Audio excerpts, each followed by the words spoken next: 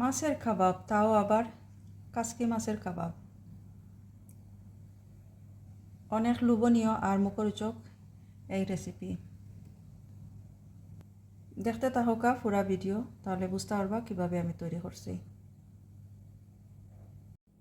আসসালামু আলাইকুম everyone, welcome back to my channel. আশা করি আপনারা সবাই ভালো আছেন। যে যেখান থেকে আমার আজকের এই ভিডিও দেখরা সবার প্রতি অনেক অনেক ভালোবাসা আর দোয়া রইল। আজকে অনেক মজাদার একটা রেসিপি শেয়ার করবো, আশা করি আপনারা সবার ভালো লাগবো। তো রেসিপি হলো কাসকি মাছের কাবাব। তো এই যে দেখতে পারা কাসকি মাছ একদম ছোটো নাই আর বড় নাই, তো কিছুটা একটু কয়েকটা একটু বড় আছে। তো বড়গুলা আমি জাস্ট এইভাবে করিয়া ক্লিন করিয়া নিমু, এইভাবে করিয়া ক্লিন করিয়া নিমু। আর ছোটো যেগুলো আছে এগুলা আর করা লাগতো না, ভিতরে যে ময়লাটা এরকম আমি বার করিয়া নিমু। তো সবগুলা কাসকি মাছ আমি এইভাবে পরিষ্কার করিয়া নিমু।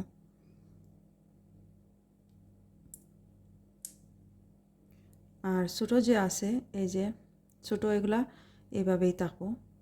তো প্রতিটা কাসকি মাছ আমি ধুইয়া পরিষ্কার করি এখন নিয়ে। আর মাছগুলো আমি লবণ দিয়া 1 ঘন্টা ভিজিয়ে রাখছিলাম, তারপরে ধুইয়া পরিষ্কার করিয়া নিছি। দেখতে পারা খুবই সুন্দর, খুবই ফ্রেশ, এত সুন্দর লাগে মাছগুলা দেখতে।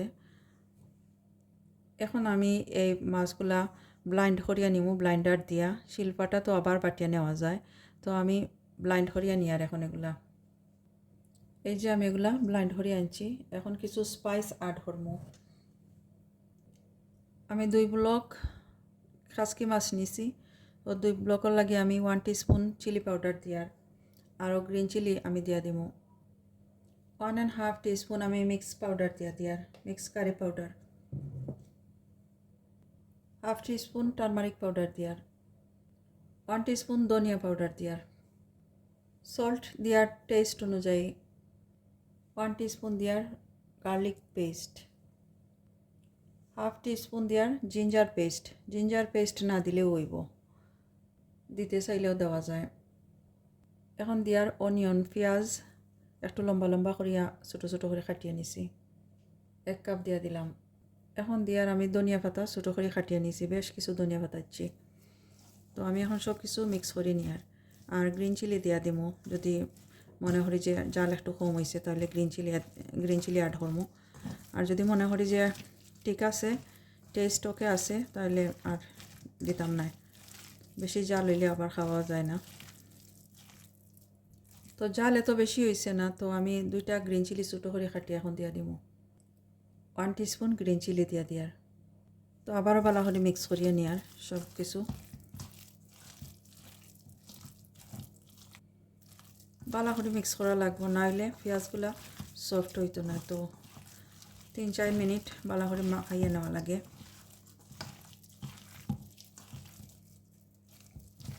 তো জালের পরিমাণ যদি কম হয় তাহলে আর একটু চিলি পাউডার অ্যাড করা যায়। তো ওই গেছে আমার। এখন আমি কাবার করে রাখি আর 30 মিনিটর লাগি। তো 30 মিনিট পরে বাকি প্রসেস শেয়ার করবো। এই যে মাছের যে কাবাব করার লাগে আমি পেস্ট করিয়া রাখছিলাম মশলা দিয়ে মাখাইয়া, এগুলো এখন আমি কাবাবের মতো শেপ দিয়ে নিব। তো প্রথমে আমি হাতের মাঝে সামান্য তেল নিছি, কুকিং অয়েল, এগুলো জাস্ট একটু লাগাইয়া নিছি যাতে হাতের মাঝে স্টিকি ভাব না থাকে। এখন আমি এতটুক নিয়ে একটা কাবাবের মতো শেপ দিয়া দিব।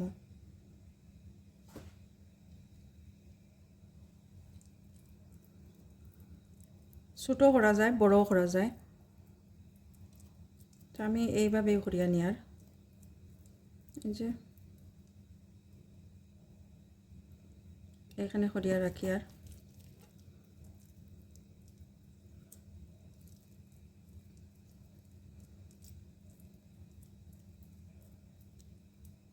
পেস্ট খুবই নরম, তো সাথে সাথে বাজিয়ে নিলেও বালা।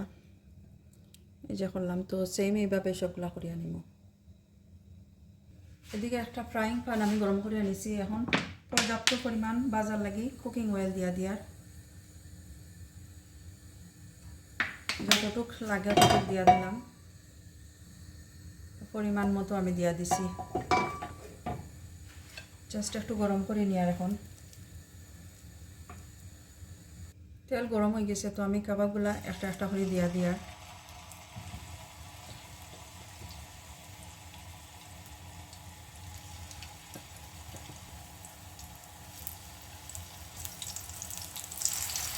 তো বাকিগুলাও দিয়া দিন এইভাবে। তো বেশ কিছু কাবাব আমি দিয়া দিলাম, এই যে কাবাবগুলা দিয়া দিছি। এখন মিডিয়াম টু লো গ্যাস দিয়ে আমি এগুলা কুক করিয়া নিব। একটা সাইড একটু ব্রাউন কালার হওয়া পর্যন্ত অপেক্ষা করি। আর মাছ যেহেতু কাঁচা মাছ আছে, তো কুক হওয়ার লাগি বালা করি, কুক হওয়ার লাগি আমি কাবার করি দিয়ার। তো কাবাবগুলো আমি একটা সাইড উল্টাইয়া দিব, একটু একটু বাদামি কালার হয়েছে আর ভিতরটাও আস্তে আস্তে রান্না হওয়ার কুকর। তো আমি উল্টাইয়া দিয়ার এগুলা। তো কাবাব উল্টাইয়া দিছি, কাবাব অথবা মাছের বড়া যে যেটা কই, তো আমি উল্টাইয়া দিছি। এখন আবারও কাবার করে দিয়ার, আদার সাইডটা একটু কুক হওয়া পর্যন্ত অপেক্ষা করি। আর এই যে কাবাবগুলো আমি খুব সুন্দর করিয়া দয়াটা সাইড বাজিয়া নিছি, দয়া সাইড আমি খুব সুন্দর করে বাজিয়া নিছি। তো এখন এগুলো আমি উঠাই লিম, জাস্ট একটু উল্টাইয়া দিয়ার দয়া সাইড পারফেক্ট আছে কিনা আমি দেখি। আর তো ঠিক আছে, দয়া সাইড আমার আর ভিতরের অংশটাও কুক হয়ে গেছে। এখন আমি এগুলা নামাইয়া নিব।